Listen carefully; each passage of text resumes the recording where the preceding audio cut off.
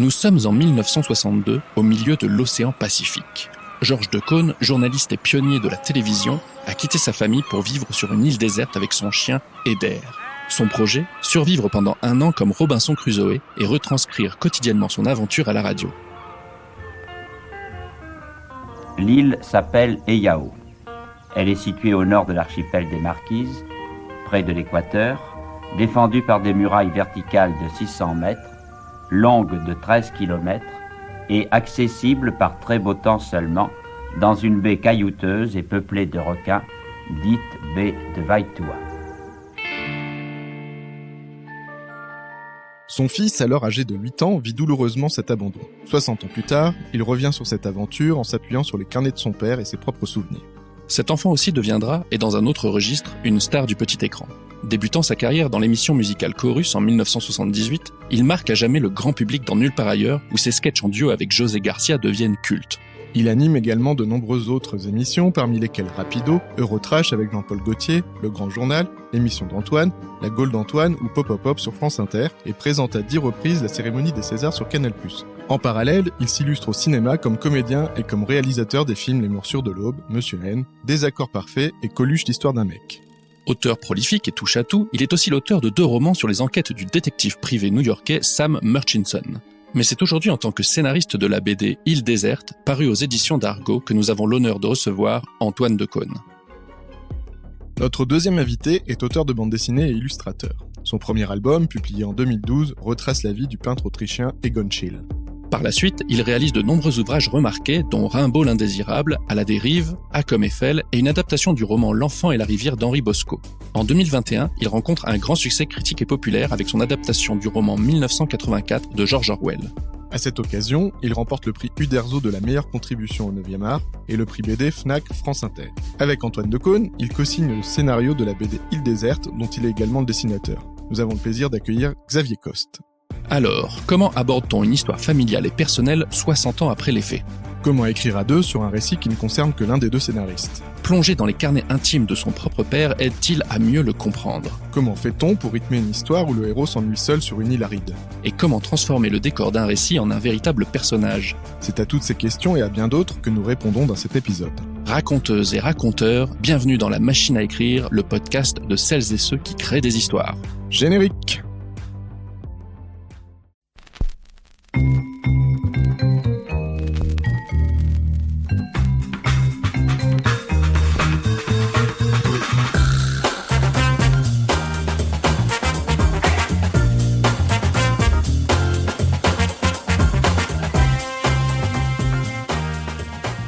Qu'est-ce qu'il fait, Mike ?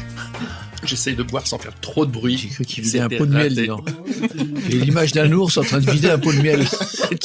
Non, c'était très étrange. Hein ? Faut décrire ça, vos auditeurs. C'est pour ça qu'on filme pas. Ah, il y en a un qui parle, qui pose une question pendant que l'autre est en train de siphonner littéralement. J'espère que ce sera gardé. On y va ? Yes, sir. Antoine, bonjour. Bonjour. Xavier, bonjour. Bonjour. Antoine, quand j'étais petit, j'étais amoureux de Clémentine. J'avais déjà un truc avec les rousses. Et je chantais le générique de sa série à tue-tête, comme ceux de XOR ou Cobra qu'avait écrit un certain Paul Persavon que tu connais bien. Ensuite, comme tous ceux de notre génération, Mike et moi avons été initiés à la pop culture grâce à des émissions cultes comme Rapido, Nulle part ailleurs ou Eurotrash. Mais si nous sommes encore plus heureux de vous recevoir aujourd'hui tous les deux dans notre podcast, c'est parce que la première fois qu'il a été mis en avant dans un média, c'était par une certaine Charline Roux dans la sélection Popcast de ton émission Pop Pop Pop.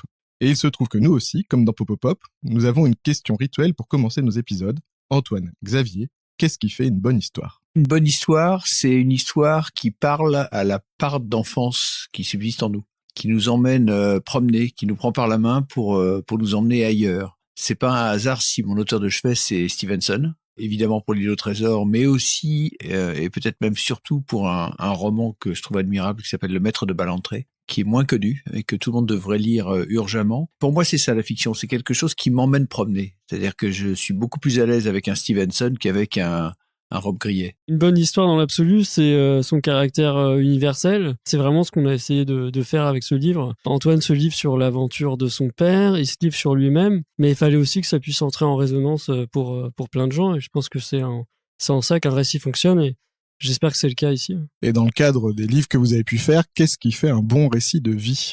Un bon récit de vie, c'est quand ça passe par un point de vue. Voilà, c'est un point de vue. C'est capital. Et il faut que ce soit le point de vue, si possible, d'un des intervenants dans l'histoire. Là, c'est le nirvana. Parce qu'on peut faire des biographies, évidemment, on peut raconter des vies de gens sans les avoir fréquentés de près. Mais c'est jamais aussi intéressant, me semble-t-il, quand les auteurs sont vivants, évidemment, que quand c'est quelqu'un qui est directement lié à l'histoire et que c'est son point de vue. Et que il fait l'effort d'avoir un point de vue qui soit pas univoque et réduit à son seul point de vue à lui, mais qu'il essaie d'ouvrir et d'essayer de comprendre et d'appréhender l'histoire en recoupant des points de vue. Alors moi, si je devais répondre, c'est vrai que j'ai toujours préféré les récits de personnages aux récits romanesques en tant que tels, et d'ailleurs c'est souvent même un reproche qui peut m'être fait à travers mes livres, c'est que pour moi c'est vraiment le personnage fort qui va me guider dans ma lecture, qui va même me guider en tant qu'auteur dans mon travail. Et parfois, j'ai même tendance un peu à négliger les rebondissements, les choses comme ça. Georges de Caunes, c'est quand même une personnalité assez forte et quelqu'un qui va au bout de ses idées. Moi, j'aime explorer ce genre de récit parce que je suis pas du tout comme ça. Et justement, c'est intéressant d'essayer de se mettre dans la peau de quelqu'un et encore mieux de se glisser dans sa tête pour essayer de comprendre ses mécanismes de pensée. Je trouve que pour moi, c'est ce qu'il y a le plus plaisant dans un travail d'écriture. Alors justement, on se rencontre à l'occasion de la sortie de l'album Île déserte, Georges ou la vie sauvage. Île déserte avec île en 2 lettres, un subtil double sens qu'on va comprendre en discutant. Antoine, c'est une histoire qui t'est très très personnelle, est-ce que tu peux la pitcher à nos auditeurs? C'est très simple, c'est l'histoire d'un homme, mon père donc, en l'occurrence, journaliste très très connu de l'époque, hein. Là, on parle ici du début des années 60, présente le 20h, et en même temps c'est un esprit et un caractère fantasque. C'est un homme qui ne tient pas en place, qui déteste la routine, les habitudes et la vie de bureau, et qui donc à la moindre occasion va ailleurs. Alors il était parti à la fin des années 40 au Groenland pour les premières expéditions polaires avec Paul-Émile Victor. Il était parti au milieu des années 50 en Amazonie à la recherche d'un explorateur disparu. Il a traversé toute l'Amazonie en pirogue. Et puis début des années 60, comme il semblerait donc à peu près tous les 6-7 ans ça le retravaille, il décide de partir s'exiler littéralement, dans tous les sens du terme, sur une île déserte, littéralement déserte, pas un bout d'île inoccupé, une île déserte, perdue au milieu de nulle part, pour essayer de comprendre comment un homme civilisé peut survivre en se retrouvant du jour au lendemain privé de son confort, de ses habitudes, de sa facilité d'existence dans la société. Et donc ça, c'est son postulat de départ. Il décide d'en faire un récit qu'il va raconter au quotidien à la radio dans des petites capsules de 5-6 minutes en direct depuis son île. Une île des Marquises sur lesquelles il se fait larguer, donc dans les conditions d'un naufrage avec quelques boîtes de biscuits, un fusil, des cartouches, son chien évidemment, 4 poules, une chatte, un chat, pardon, excusez-moi, parce qu'il était vraiment tout seul pour le coup sur l'île. Et pour prêter à confusion. Et le kit, mais même pas le kit survie, c'est ce qu'on sauve d'un naufrage. C'est une île vraiment très hostile. Très c'est une île hostile. qui appartient à la marine nationale, Très je crois. C'est-à-dire, il comptait pas s'installer sur cette île-là. Il avait en tête l'île de Robinson Crusoe, qui est une île des Caraïbes, ou une île, Robinson, c'est au large des côtes du Chili, mais une île avec des cocotiers, avec un lagon poissonneux, avec des fruits qui pendent aux arbres, avec un peu de gibier, de l'eau claire, une île, quoi. L'île de Robinson. Et là, il n'arrive pas à trouver cette île-là, parce qu'en fait, toutes les îles ont des propriétaires, et les propriétaires, sachant que c'est la radio française, demandent des baux absolument intouchables. Et donc, en désespoir de cause, la marine nationale lui fournit une île, qui est ce caillou rocheux perdu au milieu des Marquises, qui a servi de bagne au 19e siècle aux Français, qu'ils ont lâché au bout d'un moment parce que la vie était vraiment trop rude, c'est pour vous dire à quel point, en laissant là des moutons. Des moutons qui vont proliférer, bouffer toute la végétation et devenir extrêmement envahissants, pour ne pas dire dangereux. Et mon père se retrouve sur cette île-là. Son idée, c'est de tenir 1 an, ce qui est long, 1 an quand même. Il tiendra 4 mois, et au bout de 4 mois, ils vont le rapatrier, subclaquant. Il aura perdu 20 kilos, et c'est la dernière extrémité, quoi. Si on voulait Alors, le le livre ramener vivant. raconte ça, et puis il raconte aussi ton point de vue d'enfant de 8 ans. Alors le livre, l'histoire en elle-même, c'est ça. C'est l'aventure autour de laquelle s'articule l'histoire. Il se trouve que cet homme-là, c'est mon père. Donc moi, à l'époque, j'ai 8 ans. Donc j'ai à la fois un père qui disparaît de la circulation et puis en même temps un père qui devient une espèce de figure héroïque, un aventurier au long cours qui va risquer sa vie à l'autre bout du monde dans une opération tellement inutile, donc encore plus belle d'après Cyrano. N'oublions pas que mon père est gascon. Et donc j'ai cet enfant de 8 ans que je suis à l'époque qui voit son père partir. Il y a après l'homme que je suis aujourd'hui, le vieillard présénile qui regarde cette aventure dans le rétro et qui se dit mais qu'est-ce qu'il allait faire dans cette galère sans comprendre. Et puis les deux points de vue, surtout le point de vue officiel de l'histoire qui est mon père qui raconte ses journées à la radio et ce qu'il raconte à son carnet intime que j'ai mis un temps fou à déchiffrer parce qu'il est littéralement illisible, une écriture de patte de mouche, enfin, ça découragerait l'opticien le plus chevronné. Et donc je me rends compte qu'il y a deux points de vue, deux histoires très différentes. Il y a ce qu'il raconte, voilà, comme nous tous dans ce métier, il y a ce qu'on raconte à l'antenne et puis il y a ce qu'on vit dans la réalité. Ce qui t'empêche de décrypter le journal, c'est uniquement la qualité de l'écriture ou le fait que dans ta vie, tu te dis « je veux pas savoir ». Non, c'est un peu un mélange des deux, mais c'est avant tout la qualité de l'écriture. J'aurais eu plus la curiosité de le lire s'il avait été plus lisible. Donc je l'avais mis dans un coin, rangé dans un tiroir de ma table de chevet en me disant « j'y viendrai un jour où j'aurai le temps, où je le ferai déchiffrer, j'allais dire défricher, mais ça marche dans les deux sens. » Et qu'est-ce qui a déclenché le projet en lui-même ? Eh bien, la proposition de Dargaud de faire une BD. J'avais absolument aucune intention de faire une BD, ça faisait pas partie de mes plans immédiats. Ils sont venus me proposer ça. Il se trouve que j'aime beaucoup la BD. Il se trouve que en discutant un peu avec eux, il y a l'histoire de Lille qui a immédiatement fait surface, qui s'imposait parce que c'était une histoire personnelle et universelle. C'est une histoire qui peut parler à tous les pères qui ont des fils, à tous les fils qui ont des pères. Ça fait quand même du monde. Ouais. Et donc elle réunissait toutes ces qualités. Et donc c'est parti comme ça très simplement en fait. Je savais pas où je m'étais mis parce que je n'avais jamais fait de BD. Donc j'étais curieux de voir la tournure qu'allaient prendre les événements. Et la tournure, elle est assise à ma droite. Alors comment se fait je suis la tournure. Bonjour la tournure. Comment se fait la rencontre entre vous ? Eh ben, les choses ont assez bien tourné parce que effectivement, ça s'est fait avec un naturel assez déconcertant. Et c'est aussi ce qui m'a séduit dans cette collaboration, c'est que Antoine n'avait pas de plan de carrière en se disant bon.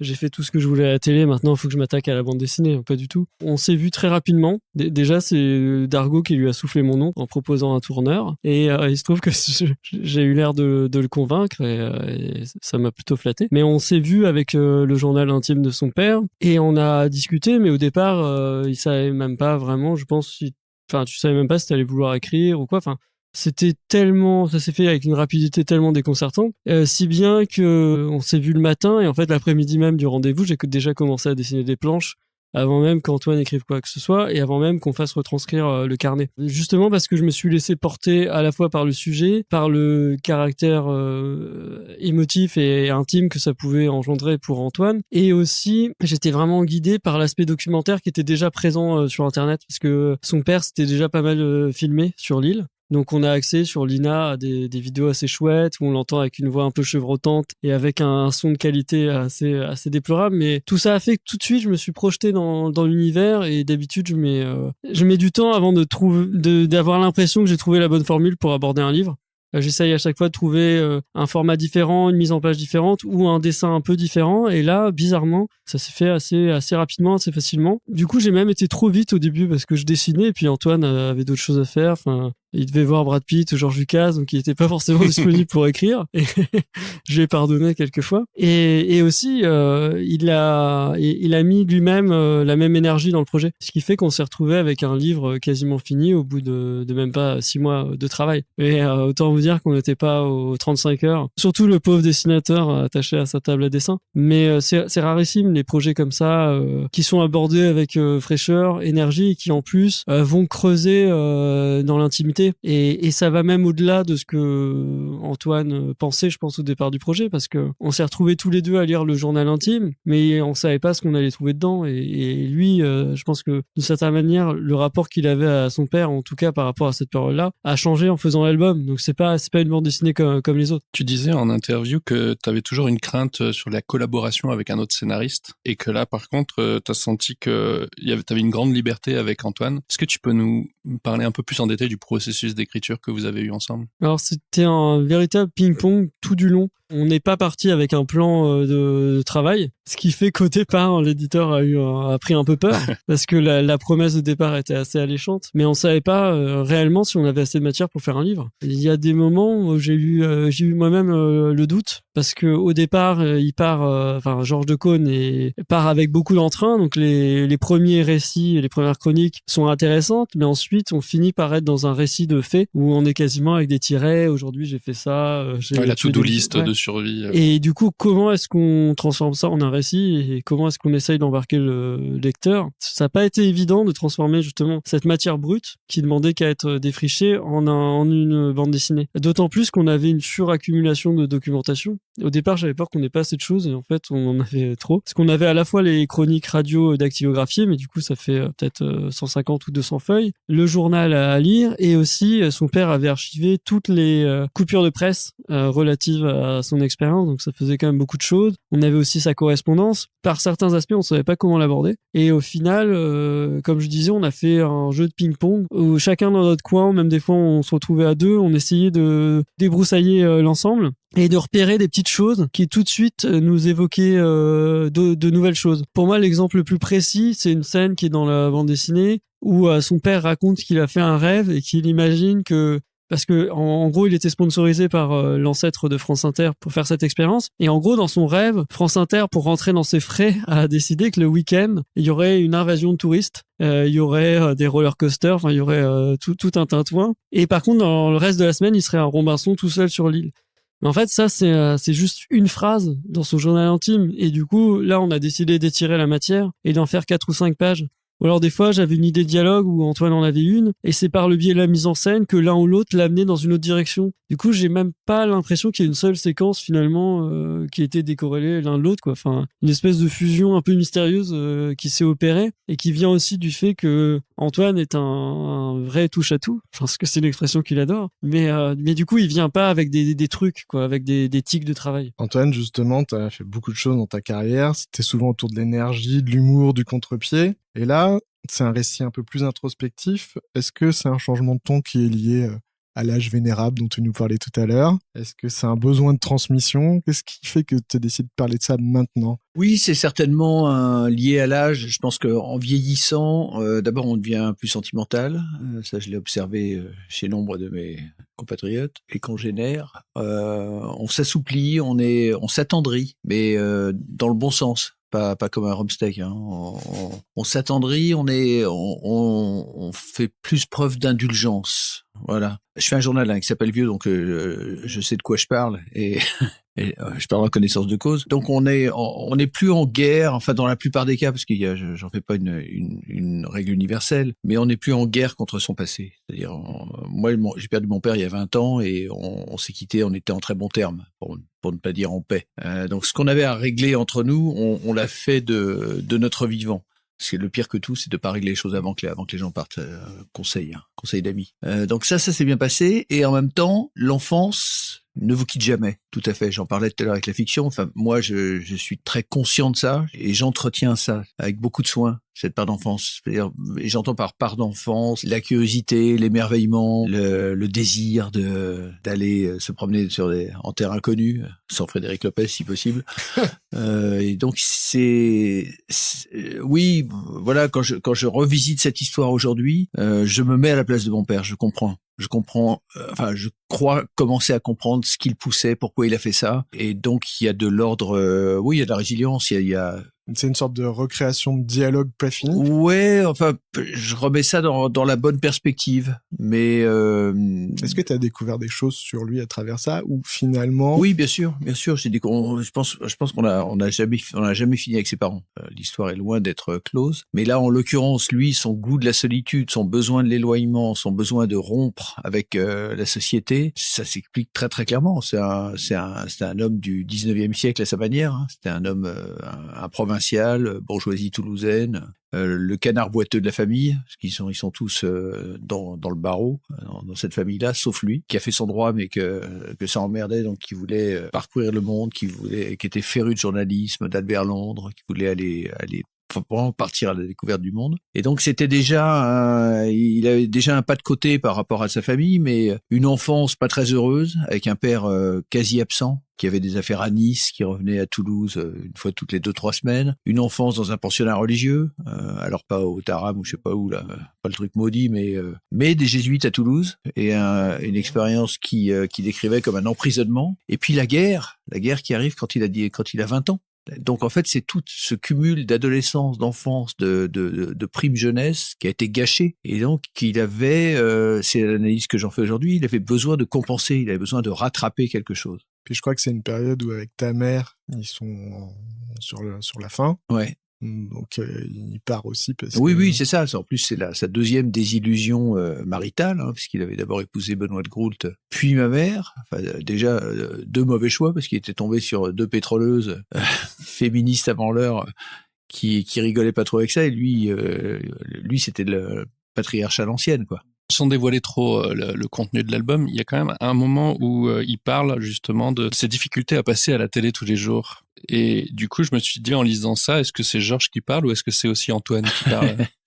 Non, en fait, c'est des drôles de métiers qu'on fait, parce que curieusement, j'ai fini par faire un métier qui s'apparente un peu au sien, même si on est dans deux couloirs de nage très différents. Ce métier-là, on le fait pas pour ces raisons-là. C'est-à-dire qu'en fait, c'est pas pour montrer notre bouille, pour devenir fameux. C'est pas du tout ça qui nous meut, ni l'un ni l'autre. C'est le besoin d'aller chercher des histoires dans tous les sens du terme, d'aller en cueillir et de transmettre ça. Alors moi, dans mon cas, c'est passé beaucoup par le rock, la musique au début, parce que j'ai fait du rock à la télé parce qu'il n'y en avait pas. Donc je trouvais ça tellement injuste et con que je m'y suis mis. Mais c'est voilà, la raison, c'est parce qu'on a une histoire à raconter et qu'on a envie de la partager avec les autres. C'est pas un truc pour soi, c'est pas de la gloriole personnelle, on n'est pas tourné vers nos égos dans cette famille. Et cette similitude, tu l'avais identifiée depuis toujours ou c'est quelque chose que...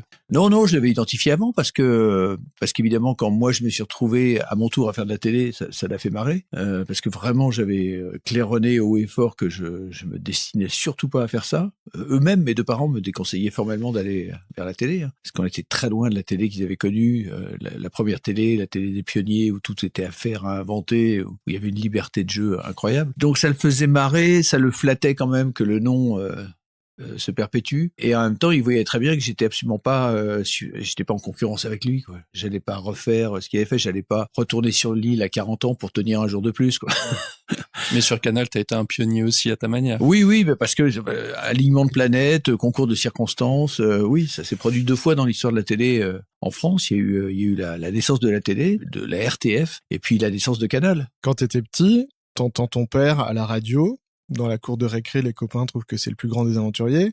Est-ce que toi, tu sens dans sa voix que ça va pas si bien que ça? Est-ce que à 8 ans, t'es capable de comprendre qu'il présente une bonne face à la radio, mais qu'en fait, derrière, c'est l'enfer? Oui, parce que je le connais, c'est un homme de mots. C'est un homme de mots qui est à l'aise avec les mots quand il s'adresse au monde, mais pas à ses proches. Donc je sais quand il parle, quand il en rajoute un peu, quand il camoufle. Ça, je l'entends. Je suis très beau, j'ai 8 ans. Je suis vraiment un morpion. Mais j'entends ça. Et t'as peur pour lui? Oui, j'ai peur pour lui parce qu'évidemment, moi, cette île, ça devient très rapidement un fantasme. Moi, mon île, c'est pas Robinson Crusoe, c'est l'île au trésor. Et l'île au trésor, elle est pleine de dangers, de pièges, de pirates, de fantômes, de trésors. Donc évidemment, tout ça, je construis tout ça dans ma tête en me disant mais qu'est-ce qu'il fait là? Mais c'est super dangereux. Et là, il raconte qu'il est allé escalader un truc, mais c'est pas vrai. Je suis sûr il se passe bien des trucs bien pires que ça. Donc oui, je me construis une autre histoire. Xavier, t'as été projeté dans l'intimité de cette histoire. Comment t'as fait pour comprendre la sensibilité d'Antoine? Et déjà, est-ce que ça résonnait avec des choses personnelles aussi ou pas du tout? Oui, c'est vrai que c'était une expérience assez étonnante de me retrouver comme ça du jour au lendemain à regarder dans les archives familiales, à tomber sur des lettres que son père lui avait écrites quand il était petit. Donc j'y allais un peu à tâtons, quoi. Je vais pas arriver comme un bulldozer. Ça fait que ce livre a un rapport assez étrange pour nous deux, quoi, parce que ça va puiser à la fois dans son intimité et puis aussi dans la mienne. Je pense qu'on a une sensibilité assez commune, et ça on le savait pas avant de travailler ensemble. Du coup, j'ai l'impression que on ressentait les choses de la même manière. Sauf que, bien sûr, lui, il les avait vécues et avait son affect particulier, mais moi, je me projetais complètement dans l'émotion qu'il avait pu avoir. Ça fait que quand il me parlait d'un événement, de la façon dont il l'avait perçu, je voyais assez naturellement comment le mettre en scène de la manière dont il me l'avait expliqué. Et puis, c'est vrai qu'en tant que jeune père de famille, c'est une thématique qui me touche aussi, quoi. Et c'est vrai qu'aujourd'hui, ça paraît tellement lunaire de partir à un an. Déjà, là, on est en pleine promo et quand on doit annoncer aux enfants qu'on n'est pas là un soir ou deux, j'ai l'impression que c'est une petite bataille. Les pères En tout ont cas, changé. moi, Ils se réjouissent, je peux te dire. mais moi, de mon côté, je me charge la mule, quoi. Je me flagelle quand je fais ça. Donc, c'est vrai que l'époque a changé. Et c'est aussi ce qui est intéressant avec ce projet. Ça permet de questionner l'histoire de la filiation. Et puis aussi, ça fait un récit hors du temps. Et ça, c'est quelque chose de très appréciable, quoi. Ça, c'est vrai qu'il y a une question de temps dans ce récit. Il y a des moments présents, des moments narratifs. Il y a Antoine Petit, Antoine Grand qui parlent. Comment vous avez structuré cette temporalité pour pas perdre le lecteur? Est-ce que vous êtes dit, bon là, on comprend pas? Est-ce que vous avez fait un gros travail de structure amont? En fait, le piège d'une histoire comme ça, c'est la linéarité. Un homme est laissé sur une île, il va y survivre pendant 4 mois en essayant de trouver de quoi se nourrir, de quoi se protéger des moustiques, des bêtes nuisibles. Et au bout de 4 mois, on va le forcer à renoncer parce que l'expérience est trop rude. Donc en fait, si on suit le chemin de fer classique, le séjour du mec sur l'île, c'est une succession de petites anecdotes mais assez répétitives. Nous, il nous a semblé assez vite que ce qui était intéressant, c'était d'avoir cette narration croisée. Qu'on est déjà sur le personnage principal du père, on a les deux points de vue, on a le point de vue officiel, ce qu'il raconte au monde, et puis son point de vue privé, qui sont deux histoires complètement différentes. On croise ça avec le regard du fils, l'enfant que j'étais à 8 ans, et le regard du fils devenu vieux à son tour. Et puis on fait parler un peu tout le monde, le chien, parce qu'il a un rôle capital dans cette histoire, le chien. Les poules, On s'est demandé d'ailleurs, le chien a un rôle capital, pas du tout le chat. Non, le chat, il était décoratif. Parce que tu es membre du comité contre les chats? Non, pas du tout. J'ai 2 chats moi-même. Non, mon père était un homme à chien et il a toujours eu je l'ai toujours connu avec un chien, mais ce chien-là qui s'appelait Eder, qui était le premier d'une dynastie, parce qu'après il l'a remplacé à sa mort par d'autres chiens qui venaient du même village basque, à Larro, dans les Pyrénées, et à chaque fois il reprenait un nouveau chien, mais qui s'appelait à son tour Eder. Ce chien-là, en tout cas, le chien des Yao, le premier Eder, c'est l'ombre de mon père. C'est son confident, c'est son premier confident. Est-ce que t'es jaloux du chien à l'époque? Oui, bien sûr, j'étais très jaloux du chien, parce que le chien avait droit à plus d'égards que moi, d'une certaine manière. Moi, mon chien ne quittait jamais son père. Et moi, mon père me quittait régulièrement. Et le fait que le chien parle à Georges régulièrement et même des fois lui dit mais qu'est-ce que tu allé faire dans cette... Est-ce que c'est pas quelque part aussi un peu toi qui lui parle? Si, bien sûr, c'est un moyen d'être avec lui sur place. Évidemment, c'est un petit subterfuge. Oui, bien sûr, évidemment. Xavier, est-ce que tu as joué le rôle d'arbitre? C'est-à-dire que tu as dit tout à l'heure qu'il y avait une masse d'extraits, de journaux, de documents, de photos, de cartes. Est-ce que c'est toi qui as aidé Antoine à dire ça, c'est inutile pour la narration? Est-ce que... Oui, complètement. Du coup, j'ai commencé à dessiner avant même qu'Antoine écrive et on n'avait pas vraiment de méthode. Et il y a un moment où Antoine s'est mis à énormément écrire. Et il a écrit pas mal de scénettes qui étaient toutes très intéressantes. Mais du coup, c'était plus ma partie du boulot d'essayer de justement les réagencer, les organiser pour qu'il y ait un fil narratif. Faut préciser que t'es crédité au texte aussi. T'es pas juste le dessinateur de l'album. Et donc, il y a un travail d'écriture de bande dessinée. Oui, on a vraiment conçu l'écriture à deux et... même certains dialogues du chien. Enfin, c'est vrai que je disais à Antoine, même en relisant la BD, je sais même plus par moment quel dialogue a été écrit par lui ou pas, enfin, ou par moi, et ça n'a aucune importance. En général, ce qui est bien écrit, c'est moi. Je savais que t'allais dire ça. Je te oui, voyais. non, c'est facile à identifier. Bref, en fait, Antoine me faisait confiance, c'est-à-dire que c'est ma 10e BD, quoi. Donc il m'a considéré comme étant un vieux de la vieille. Je sais pas si c'était vraiment le cas, mais disons qu'il m'a fait confiance. Et pour lui, j'ai l'impression que c'était même pas un sujet. C'est vrai qu'il y a des scènes qu'il avait écrites qui étaient drôles et intéressantes, mais par moments on déviait trop et on avait peut-être trop de choses à dire, donc il fallait recentrer le récit.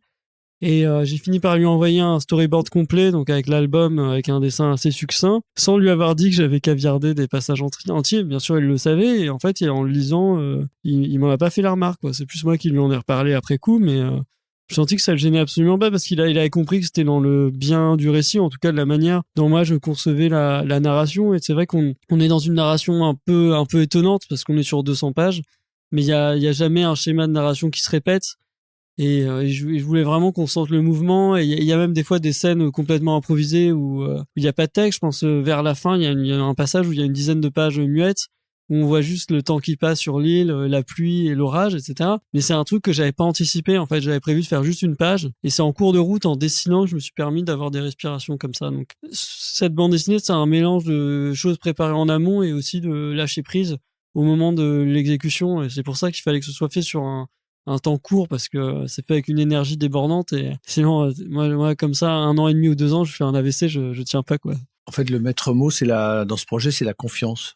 Je sais pas pourquoi, on s'est immédiatement fait confiance alors qu'on se connaissait peu. Bon, on s'était croisés, quoi. Et on y allait, mais sans la moindre appréhension, sans problème d'ego, justement, une fois de plus. Étant entendu que oui, d'accord, j'écrivais, mais lui aussi écrit, que il dessine, ok, moi j'allais faire les couleurs, mais ça s'est fait très naturellement, en fait.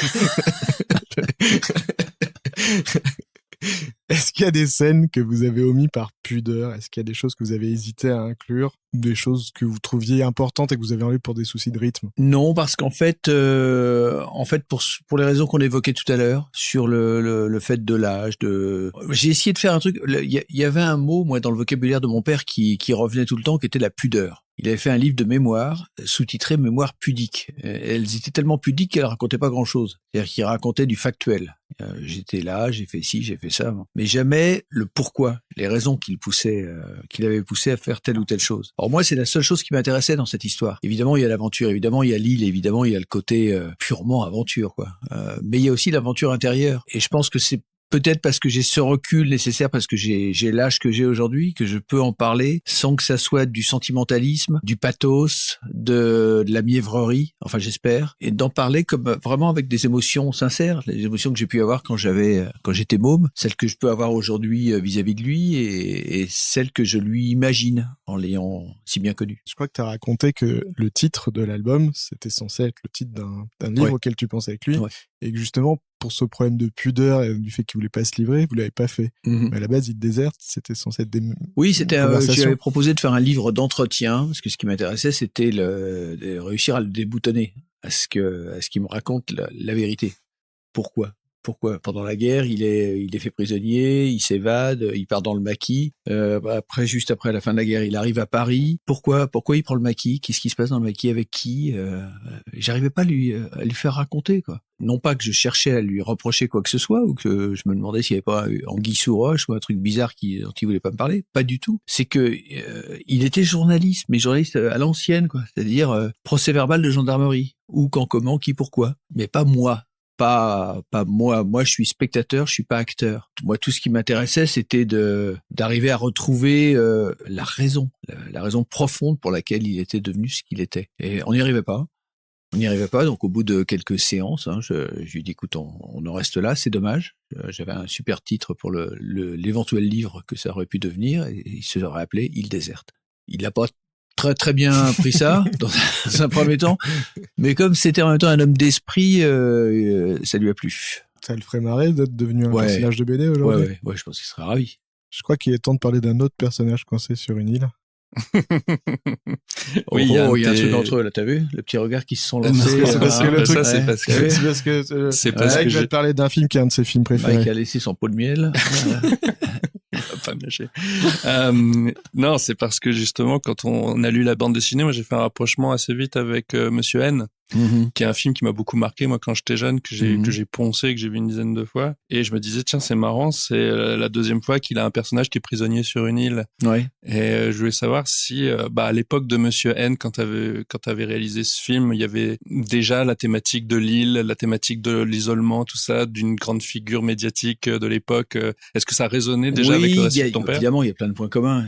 Non pas que j'ai jamais comparé mon père à Napoléon, je vous rassure tout de suite, c'est pas la peine de mettre la camisole. Mais évidemment, alors la différence de Napoléon, et la différence est aussi peut-être le point commun, c'est que Napoléon, quand il est exilé, c'est-à-dire rejeté par le monde entier, et qui se retrouve sur cette île perdue au milieu de nulle part, la seule question qui se pose à lui, et qui est une question qui me semble essentielle et qui va toucher tout le monde, qu'on ait des pères journalistes, boulangers, CRS, peu importe, c'est comment un homme qui a eu le monde entre les mains peut-il accepter de n'être plus rien?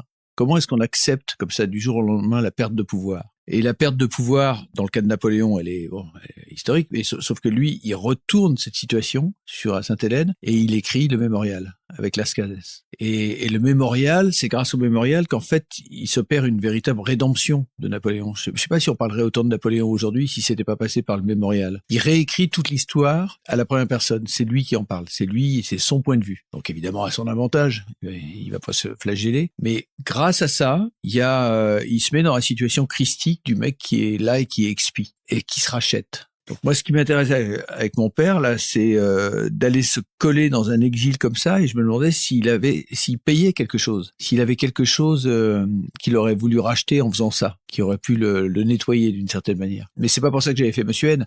Après, les points communs, c'est évidemment l'île, l'éloignement, l'exil forcé, dont on ne peut pas revenir a priori. J'adore cette idée des îles. J'adore l'idée des îles, des vraies îles, qu'elles soient désertes ou pas. Dans Île déserte, l'île, c'est presque un vrai personnage. Bien sûr. Elle est construite comme... Ah ouais, bien sûr. C'est un personnage hostile, mais c'est un personnage. Mais j'adore ça. Là, aujourd'hui encore, je vais dans la Côte d'Armor, sur des petites îles bretonnes, et je me sens tellement bien, là, dès que les touristes sont partis, qu'il n'y a plus personne. Et que je peux me replonger dans le mémorial, avec pas en boucle du tout.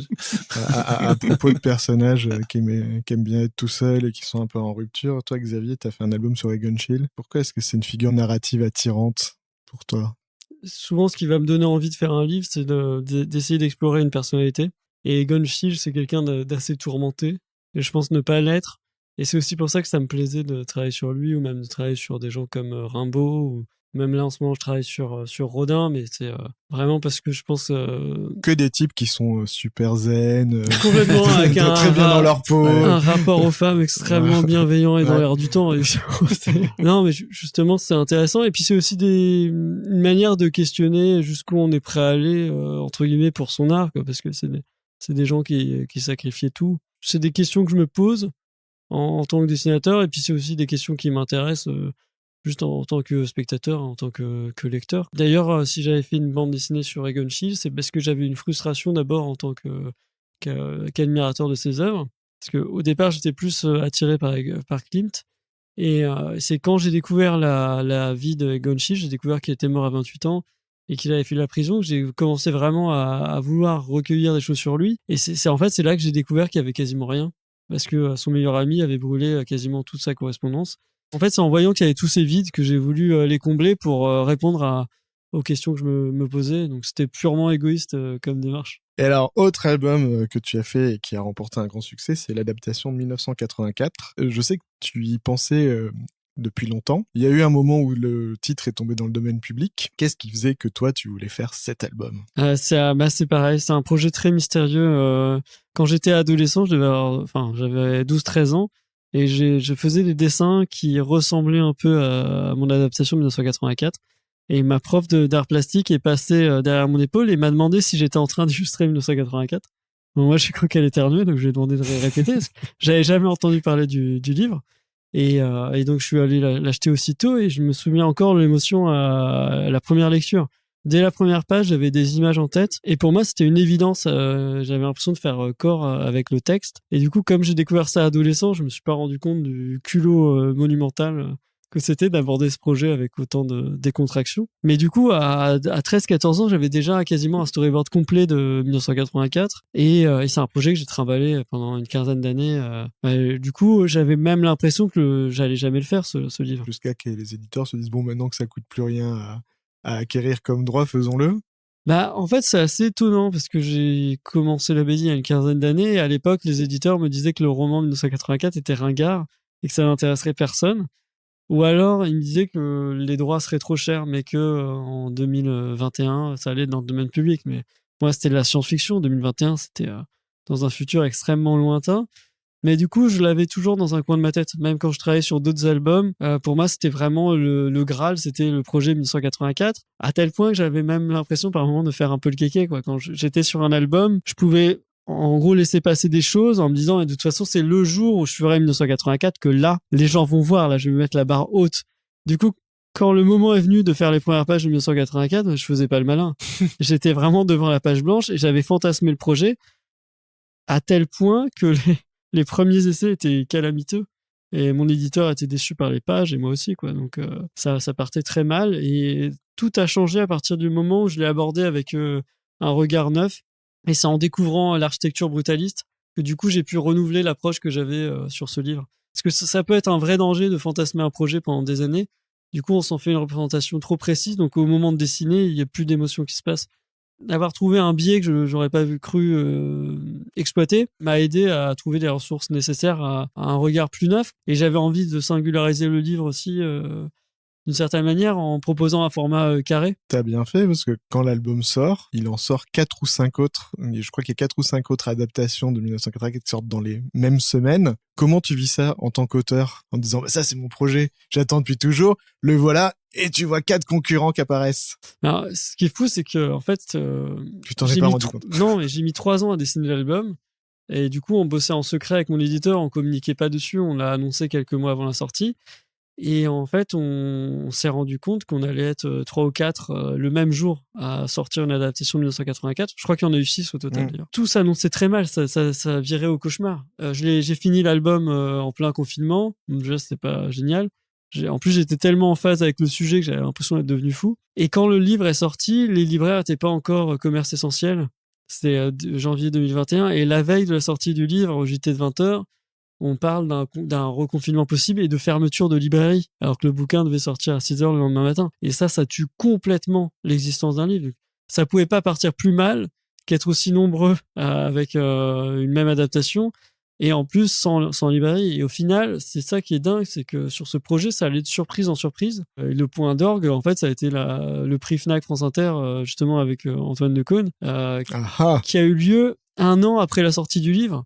Ça, c'est un truc qui n'arrive jamais, parce que ça fait plus de 10 ans que je fais de la BD, et la durée de vie d'un livre en librairie est de plus en plus réduite.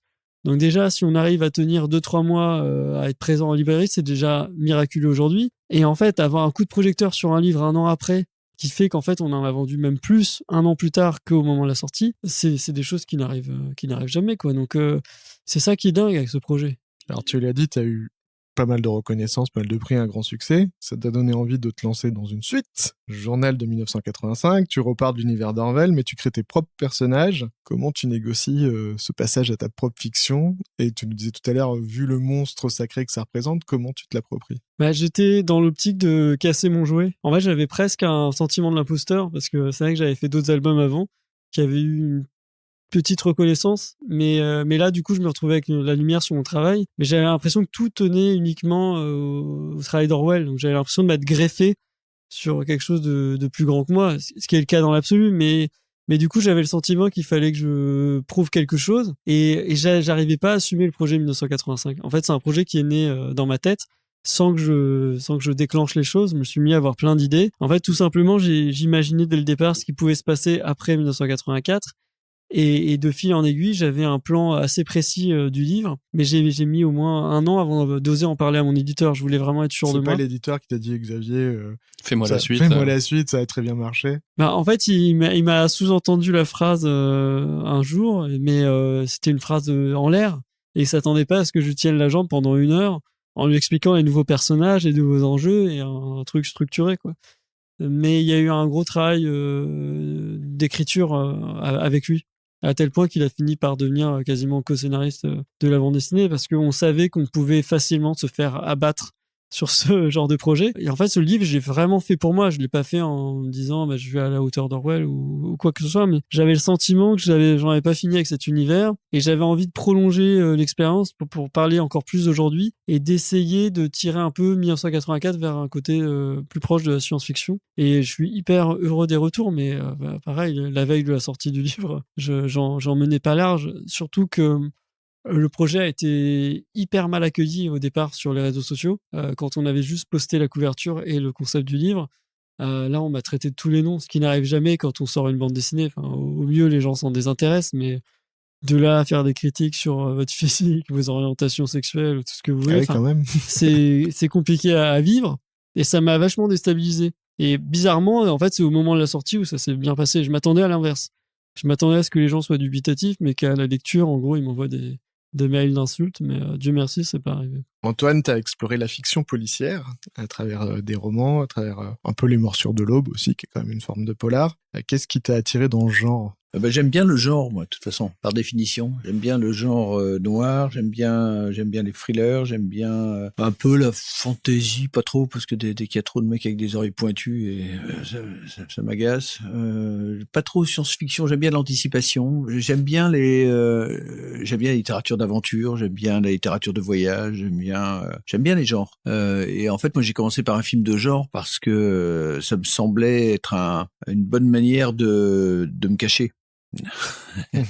de prendre un genre en mélangeant d'autres genres à l'intérieur. Donc voilà, je m'exposais pas trop parce que je me méfie toujours du premier film où on balance tout et on y va sans filtre. Donc j'ai toujours eu peur de ça. Donc c'est pour ça que j'ai choisi ce genre. Mais après je suis Une forme de pudeur, toi aussi. Oui, une forme de pudeur, oui, bien sûr, bien sûr. T'as souvent collaboré avec Laurent Chalumeau dans Nulle part ailleurs, Morsure de l'Aube. Qu'est-ce que tu as appris de lui sur l'art d'écrire? Chalumeau, c'est un maître styliste et c'est un roi du dialogue. Il a un sens extraordinaire à la fois de la percussion, du croisement, du mélange, de l'inventivité, il sait faire sonner, quoi. Il sait faire sonner les mots. C'est le roi de la punchline. Et c'est par ailleurs un écrivain très articulé, très, très, très doué, hein. J'ai à peu près lu tout ce qu'il a écrit, Laurent. Que ce soit ses polars, que ce soit les premiers textes, ses chroniques de musique, ou même récemment là son livre sur Dolly Parton, Jolene Teguin, point d'interrogation. Il s'interroge sur la sexualité de Dolly Parton. Il a fait 200 pages là-dessus, hein, quand même. Mais c'est brillant, quoi. C'est brillant, c'est un garçon. Est-ce qu'il y a quelque chose que tu utilises toi et tu dis ça, je lui dois à lui? Alors c'est assez étrange avec Laurent parce que d'abord je le respecte évidemment comme écrivain, mais une fois que j'ai dit ça, il y a entre nous quelque chose qui est de l'ordre de la gémellité, c'est-à-dire qu'on se connaît tellement quand on travaillait à l'époque de Nulle part ailleurs et qu'il écrivait les textes des personnages, qui était vraiment l'auteur principal des textes, même si on n'avait pas toujours l'idée ou si on retouchait les trucs après, c'était quand même lui l'auteur. Il entendait moi ma musique et ma manière de rendre le texte. Donc il écrivait avec ça en tête, et moi quand je lis du Chalumeau, j'ai l'impression de lire un texte, non pas que j'aurais pu écrire parce que je n'ai pas son talent, mais qui est tellement familier, tellement proche que c'est étonnant. Alors ça tient au fait qu'on a parcouru des milliers et des milliers de miles ensemble dans une voiture sur les routes américaines à l'époque de Marlboro Music. Nous avions pour mission d'aller de ville en ville pour recueillir le son des villes. Chaque ville ayant un son particulier, et d'interviewer les musiciens locaux, etc. Donc on a vraiment vécu ensemble, littéralement. Et oui, il y a ça, il y a de la gémellité, puis c'est mon meilleur ami, c'est mon frère, c'est. Et est-ce qu'il y a quelque chose dans ton écriture que tu penses que tu tiens de ton père? Oui, il y a chez mon père, il y a toujours un humour sous-jacent. Il y a toujours le petit pas de côté. Il y avait une grande hantise dans cette famille, c'était l'esprit de sérieux. On riait toujours tous ensemble des gens qui se prenaient au sérieux, quoi.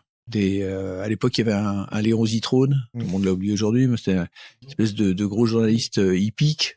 Interville. Interville, qui présentait le journal, qui était un peu le Stéphane Bern de l'époque, qui était surdéférent avec les puissants et assez méprisant avec les faibles, et c'était la tête de turc de mon père, le gros Léon. Il le citait toujours en exemple.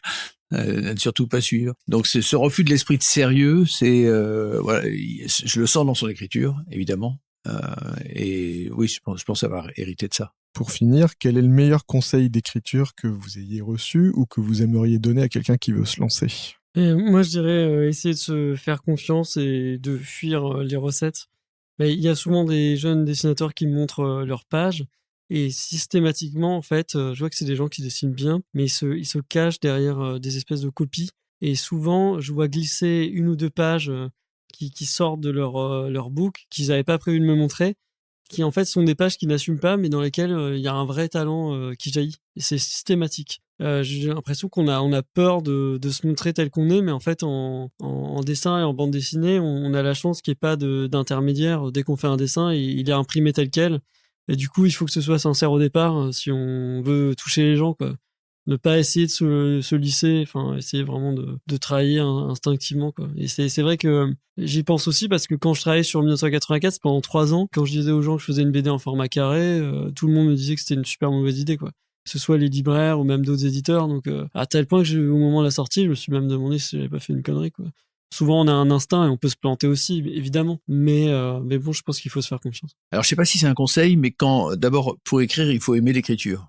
petit 1. Et il faut écrire sans arrêt. Il faut prendre des notes, il faut noircir des carnets avec des idées, des embryons d'idées. Moi, mon travail repose à 100% sur l'écriture. Tout ce que j'ai toujours fait, en télé, en radio, évidemment, en texte, en scénario, en BD aujourd'hui, ça repose d'abord sur l'écriture. Ça passe par l'écriture. J'ai besoin que l'écriture organise ma pensée, qu'elle m'aide à construire, à établir, et après, dans le commentaire, avec le ton juste, à donner la saveur qui, s'il existe, est la mienne. C'est une astreinte au quotidien, en fait, l'écriture. Faut pas se dire qu'on jette des mots comme ça une fois de temps en temps. C'est technique, c'est mécanique, c'est du sang, de la sueur et des larmes, mais il faut y aller. Il faut y aller. Et après, la récompense est magnifique quand ça marche. Bon, dans le livre, je crois qu'il y a écrit « L'important, ce n'est pas d'arriver, c'est de partir ».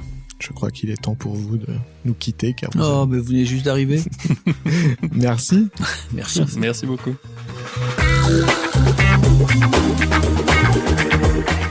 C'est ainsi qu'Antoine et Xavier nous ont quittés pour un autre rendez-vous qui ne pouvait attendre. Nous les remercions encore pour leur temps et leur générosité.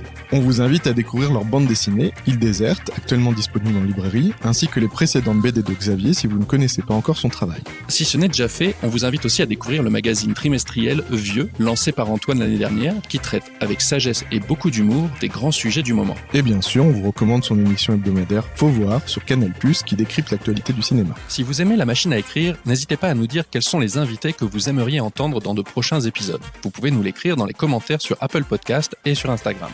N'hésitez pas non plus à nous proposer des thèmes et à nous partager les sujets d'écriture qui vous intéressent le plus. On fera de notre mieux pour les inclure dans de futurs épisodes.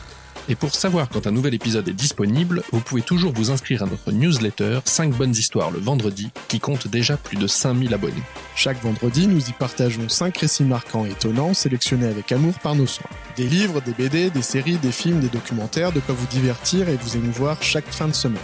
Vous y trouverez de quoi occuper vos soirées et aussi de bonnes idées cadeaux adaptées à tous les âges. Pour s'y inscrire, rien de plus simple, il suffit de cliquer sur le lien dans la description de l'épisode. Si vous le souhaitez, vous pouvez également nous suivre sur vos réseaux sociaux préférés et parlez-nous à votre entourage. Le bouche à oreille est le meilleur moyen de nous aider à grandir. Avant de se quitter, nous tenons à remercier la Société nationale de bande dessinée, l'atelier de Mathieu Sapin et Christophe Blin, qui nous hébergent pour les enregistrements. Et surtout, un grand merci à vous pour votre soutien et votre fidélité. On se retrouve au prochain épisode. Et d'ici là, on vous dit à bientôt.